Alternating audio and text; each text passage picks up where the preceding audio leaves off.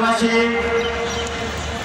আমরা আজকে যখন এখানে উপস্থিত হয়েছি, ঠিক আজকের এই দিনে সীমান্তে আমাদের দুজন ভাইকে হত্যা করা হয়েছে।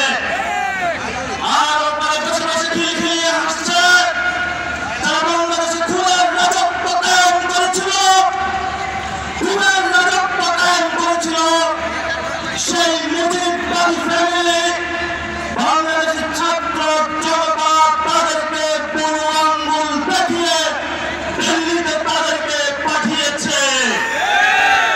আগামীতে বাংলাদেশের 18 কোটি মানুষ যতদিন বেঁচে থাকবে, আওয়ামী লীগ নামদারি মুজিববাদী নামদারি কোন শক্তি বাংলাদেশে বিরাজ করতে হবে না।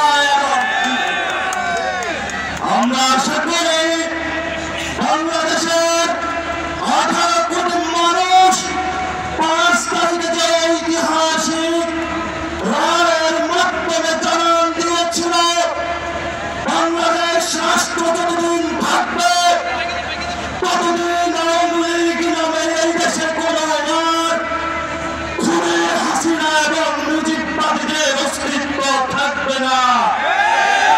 এই বিষয়ে ফয়সালা হয়েছে। এখন আমাদের সামনে এই ফয়সালা ঝুলছে কেন, সেই বিষয়ে আমাদেরকে নজর দিতে হবে। প্রথমত 72 সালে একটি সংবিধান তৈরি করা হয়েছিল, যেই সংবিধানের মুজিববাদী সংবিধানের মধ্য দিয়ে ভারতীয় এক্সটেনশন বাংলাদেশে বিরাজমান করা হয়েছিল।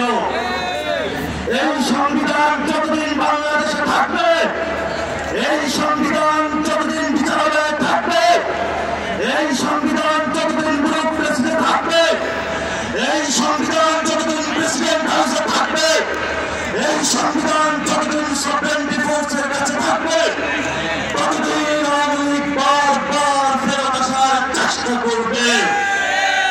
আমাদেরকে গণপরিষদের মাধ্যমে যদি আমরা একটি নতুন সংবিধান না বানাতে পারি, আজকের এই সমাবেশের মধ্যে বলতে চাই, ততদিন আপনার জীবন, বাংলাদেশের 18 কোটি মানুষের জীবন হুমকির মুখে থাকবে।